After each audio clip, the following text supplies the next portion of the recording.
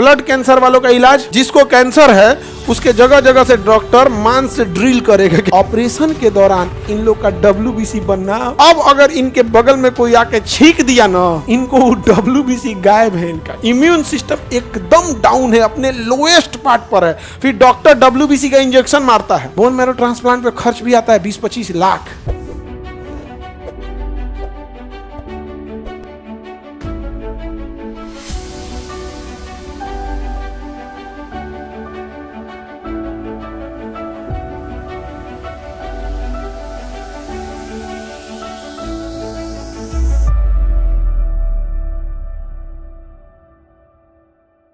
उसको कहेंगे bone marrow. क्या कहेंगे? Bone marrow. Bone marrow nonveg खाने वाला ये सब को खूब बढ़िया से चूस के खाता है। कहता निकाल निकाल में से। ये क्या है? Bone marrow. क्या है? बोन मैरो है। बोन मैरो ये बहुत जरूरी है। बोन मैरो, ब्लड यानी RBC किसने बनाया था? Bone marrow. WBC किसने बनाया था? Bone marrow. यानी ब्लड बनता कहाँ है? बोन मैरो में। ब्लड बनता कहाँ है? बोन मैरो में। इसलिए देखिएगा बोन मैरो हमेशा रेड कलर का आपको दिखेगा। किस कलर का दिखेगा? रेड कलर वगैरह उसमें दिखेगा मुर्गा, तो ये बोन मैरो होता है। अब बताइए, अगर किसी के ब्लड कैंसर हो गया, क्या हो गया? Blood cancer. इसका मतलब ब्लड बनना चाहिए कम, बन गया ज्यादा, तो उसी क्या कहेंगे? Blood cancer. मतलब किसी भी चीज को ज्यादा हो जाता है तो उसी क्या कहते हैं? कैंसर। जैसे पानी, बाल्टी में पानी रखे पानी छलक गया, मतलब कोई चीज है वाटर कैंसर एक तरह का, तो जरूरत से ज्यादा हो गया था। जैसे बाल्टी में पानी भर रहे हैं, टोटी चला के भुला गए, बाल्टी भर गया, एक्स्ट्रा हो रहा है, पूरा की चाइन हो जाएगा कि नहीं हो जाएगा? बस वैसे ही होता है, तो ब्लड कैंसर हो जाएगा। तो ब्लड कैंसर में आपके पास दो इलाज है। एक है आपके पास पैसा नहीं है तो डॉक्टर आपको कीमोथेरेपी चढ़ाएगा।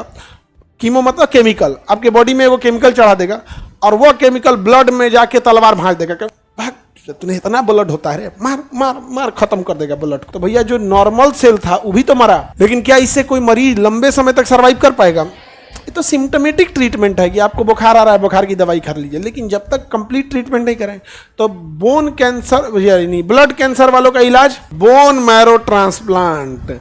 अगर बोन मैरो, क्योंकि बोन मैरो पगला गया है और यही बोन मैरो क्या बनाता है? WBC और RBC यानी ब्लड बनाता है। क्या बनाता है? ब्लड।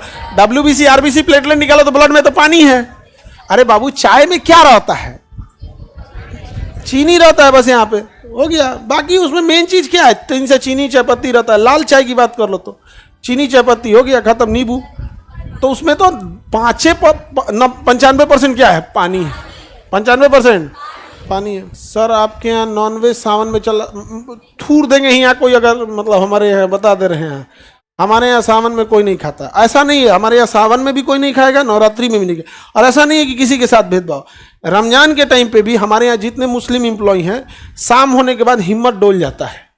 शाम होने के बाद हिम्मत डोल जाता है। तो कई बार अगर उनको जाना है, जा सकता है, उनके सामने किसी को खाना भी नहीं खाने दिया जाता है।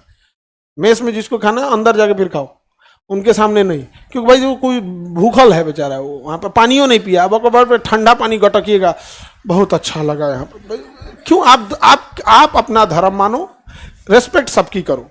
अगर रेस्पेक्ट करने में भी दिक्कत आ रही है तो किसी को नीचा ना दिखाओ, चाहे आप जिसको भी हो, जैन धर्म के हो, बौद्ध धर्म के, किसी भी हो। यहाँ पे आराम से हम लोग जब IIM अहमदाबाद में थे तो मेस में खाना खाने गए, तो हमारा एक मित्र थे, वो जैन थे।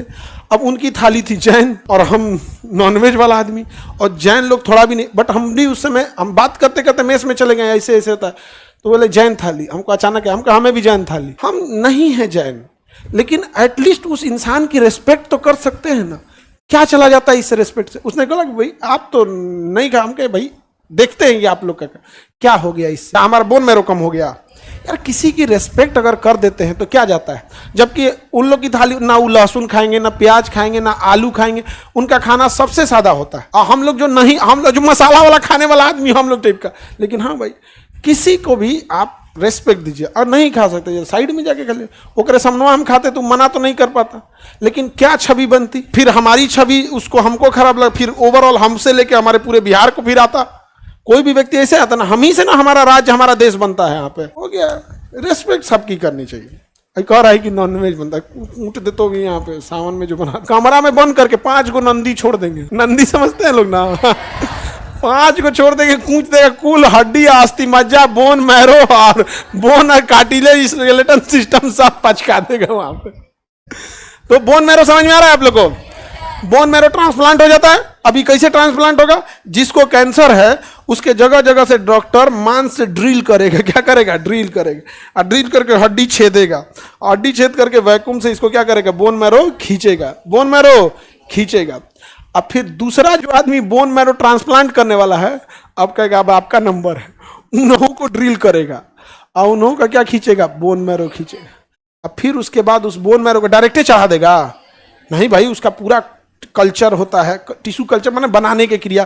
फिर उसको देखेगा इसमें कोई बीमारी नहीं, जब पूरे परफेक्ट फिट हो जाएगा तो इसमें क्या कर दिया जाएगा? भर दिया जाएगा, धीरे धीरे क्या कर दिया? भर दिया जाएगा। लेकिन बाबू, यही बोन मैरो WBC बनाया था, और WBC बीमारी से हमें बचाया था। जिस व्यक्ति का बोन मैरो ट्रांसप्लांट हो रहा है, यानी दोनों सेम पीड़ित हो जाएगा, जो इसने दिया है बोन मैरो और ये लिया है।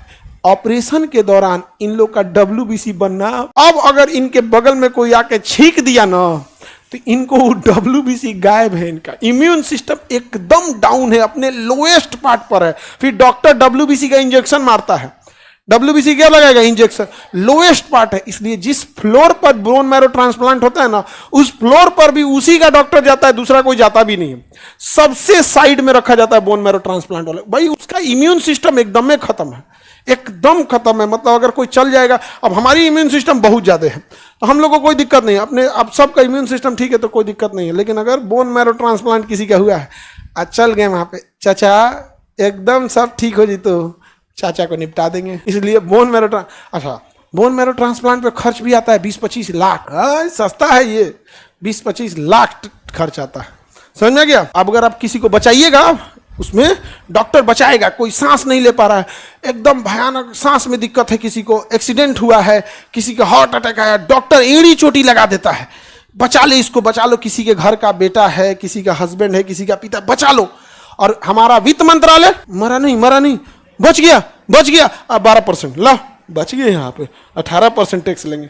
तुम अपने आप से पूछ के देखो कि हमारे देश को क्या कर दिया ये सब। कोई मर रहा है, वहां टैक्स लेने की जरूरत। अच्छा, सोना खरीदने जाओगे 3%, सोना खरीदने जाओगे 3%, लेकिन तुम मर रहे हो वेंटिलेटर पे कितना %? Bone marrow transfer. ऐसे थोड़े महंगा होता है।